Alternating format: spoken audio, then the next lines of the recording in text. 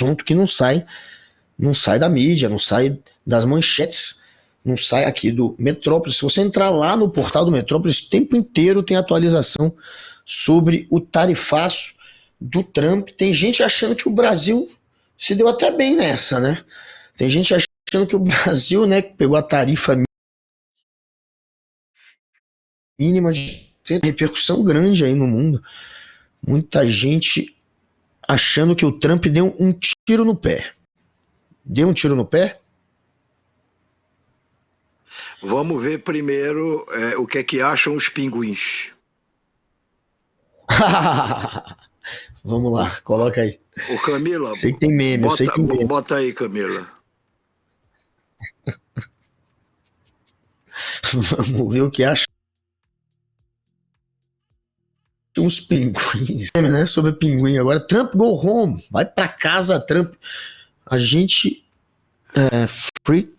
chega de tarifa, risque as tarifas, dane-se as tarifas. Um pouquinho mais pesado ali, né? Que é fuck tariffs.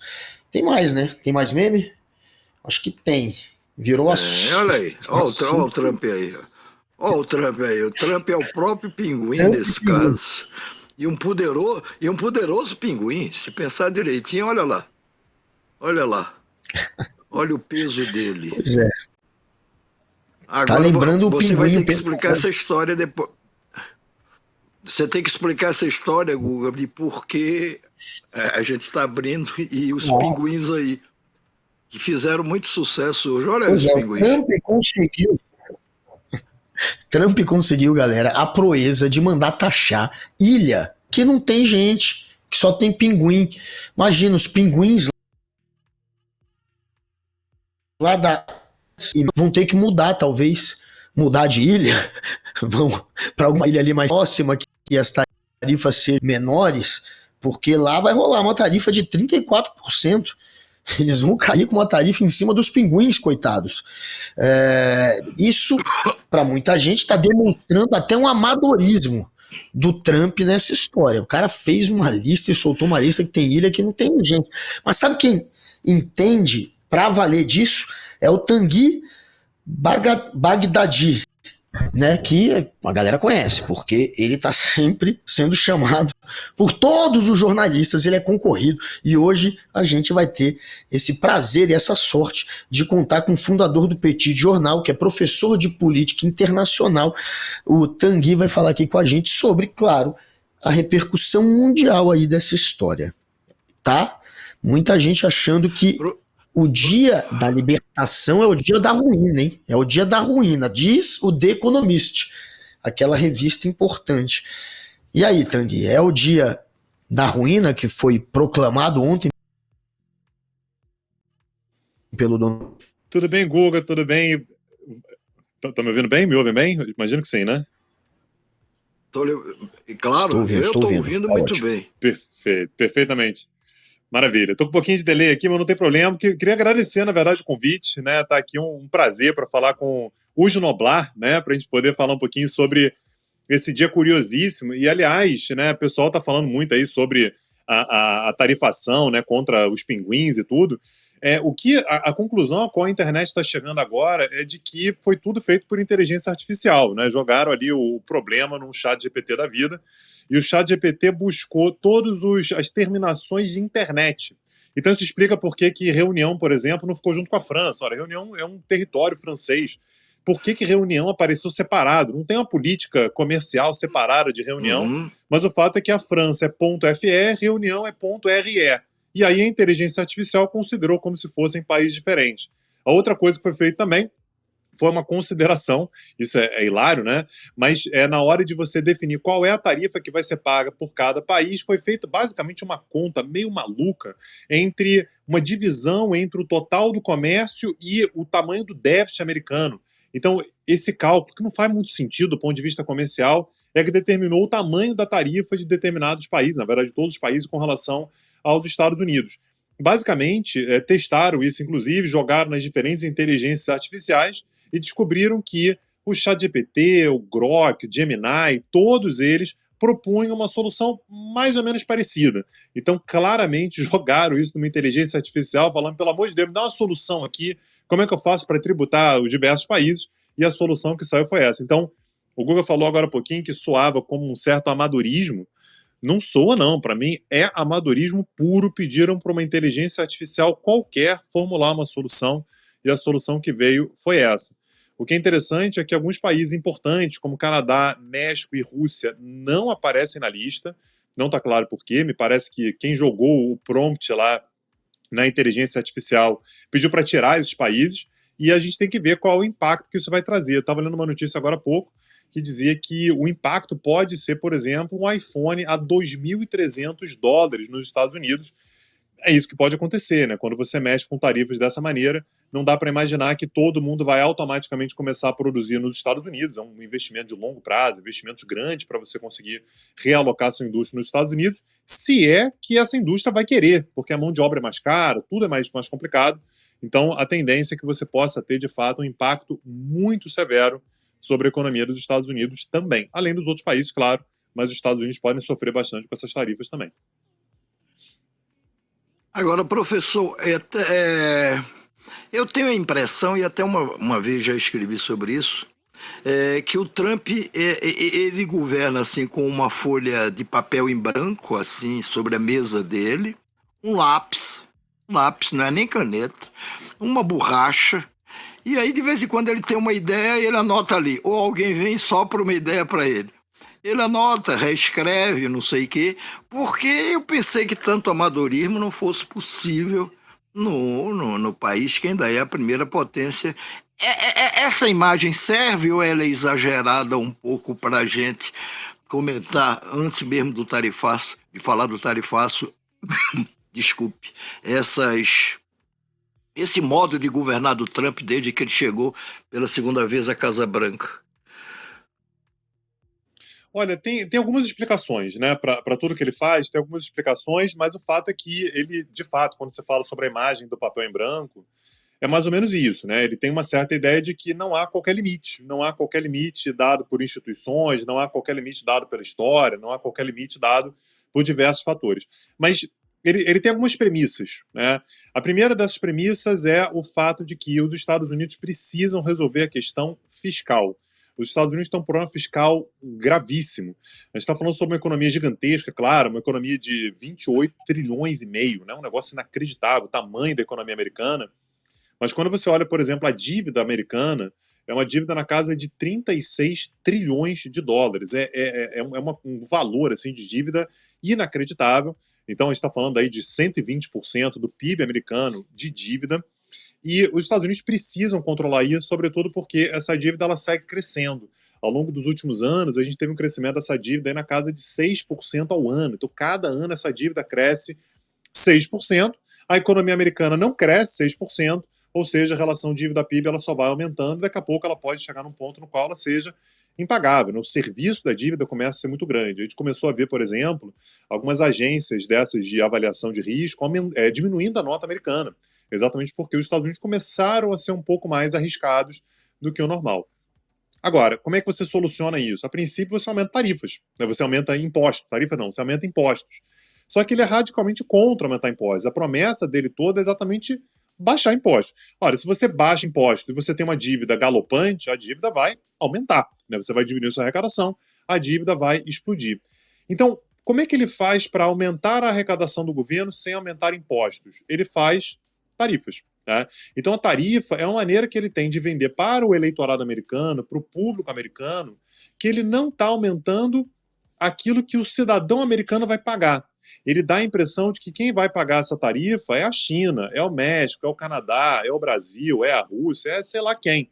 Na prática, isso é um argumento falacioso. Quem vai pagar isso, naturalmente, são os consumidores. Você tem um produto chinês que vai entrar nos Estados Unidos, vai pagar uma tarifa maior, essa tarifa ela vai ser repassada ao preço do consumidor. Mas tem pesquisa mostrando isso, que os americanos, de uma forma geral, eles entendem que é a China que vai pagar, que é o Canadá que vai pagar, que é o Brasil que vai pagar, e não eles mesmo. Então, é uma forma que ele está tendo de lidar com um problema gigantesco e que nenhum presidente anterior, de fato, lidou, que é o problema fiscal, um problema gravíssimo, sem tentar aumentar impostos, tentando mostrar, portanto, que ele é que está fazendo o correto, que é tarifar os outros países. Agora, isso pode trazer um problema gravíssimo, porque isso vai ter um perfil, tem um efeito inflacionário gigantesco nos Estados Unidos, e a gente sabe, aliás, a gente está vendo isso no Brasil agora, que poucas coisas corroem mais a popularidade do que a inflação. Então, a inflação ela vai começar a ser séria nos Estados Unidos, tende a ser um elemento importante. A popularidade do Trump já está em queda, isso é normal. Todo presidente, quando assume, tem a popularidade muito em alta e depois ela vai caindo. Mas ela já baixou de 43%. 43% de aprovação é uma média razoável para presidentes americanos, né? Então, ele começou ali com 51%, já passou de 43%, já está abaixo de 43%, com menos de, sei lá, ele tem 2 meses e pouco de governo. Então, é algo que, naturalmente, o governo americano vai ter que ficar de olho daqui para frente. Agora, professor, quando a inflação, quando os americanos começarem a sentir os efeitos dessa inflação, eles que imaginam que são os outros países que estão pagando essa conta sozinhos, qual será a reação desse pessoal? Depois o Trump sabe, claro, quando nada porque lhe contaram, que haverá inflação. E que isso vai bater no bolso dos americanos. E aí, quer dizer, como é que ele vai justificar isso depois? Que tipo de desculpa ele poderá enfrentar? Ou é apenas vamos empurrando de barriga e depois a gente pensa? Eu acho que os analistas que olham para os Estados Unidos agora estão divididos em 2 grupos, né? O grupo que acha que o Trump tem um plano e o grupo que acha que o Trump ele vai vivendo um dia após o outro. Eu sou desse time aí. Eu acho que o Trump ele vai vivendo um dia após o outro, o que é ruim para os Estados Unidos, claro, pelo fato de que a gente não vê um plano de longo prazo sendo implementado e tudo, mas tem um lado positivo, que o Trump sempre fez isso, aliás, que ele não tem problema algum em mudar de opinião, em mudar de posição, e sempre vai dizer que esteve certo. Então, se daqui a algum tempo as tarifas começarem a machucar muito os Estados Unidos, começar a mexer com inflação, com popularidade, eu imaginar perfeitamente o Trump dizendo, cantando vitória, dizendo, olha, colocamos tarifas, elas foram um sucesso absoluto, todo mundo tem medo dos Estados Unidos, e agora, por conta disso, a gente vai abrir o nosso mercado, mas a gente quer concessões, outros vão ter que oferecer concessões para a gente, tudo. Isso é perfeitamente factível. Mas me parece que ele tem um problema na mão, que é o problema fiscal, e ele está disposto a, nesse primeiro momento, sacrificar, inclusive, popularidade, porque dá tempo da popularidade dele se recuperar até uma próxima eleição. Ele já disse que quer disputar uma próxima eleição, apesar disso não ser permitido pela Constituição americana. Ele já começou a falar em como que ele vai fazer isso, ou seja, ele já está preparando o discurso, mas mesmo que não seja ele, alguém apoiado por ele, mas o raciocínio dele eu preciso fazer isso aqui o quanto antes para gerar um impacto positivo nas contas públicas e negativo na popularidade, para lá na frente eu conseguir reverter a questão da popularidade e dar tempo de daqui a 4 anos, portanto, participar de uma eleição sem uma imagem tão deteriorada assim. Vamos ver se vai dar certo. Agora, professor, como é que o mundo vai reagir a isso? Por exemplo, o Macron, presidente francês, ele já está fazendo uma exortação para que a Europa pare de investir nos Estados Unidos, etc. e tal. A China já disse que dará uma resposta forte, mas ainda não deu essa resposta. Como é que será isso em termos de China e de Europa, pelo menos, depois de fazer a última questão, que seria sobre o efeito disso no Brasil, que se esperava talvez uma taxação maior, veio menor. Mas Europa e China.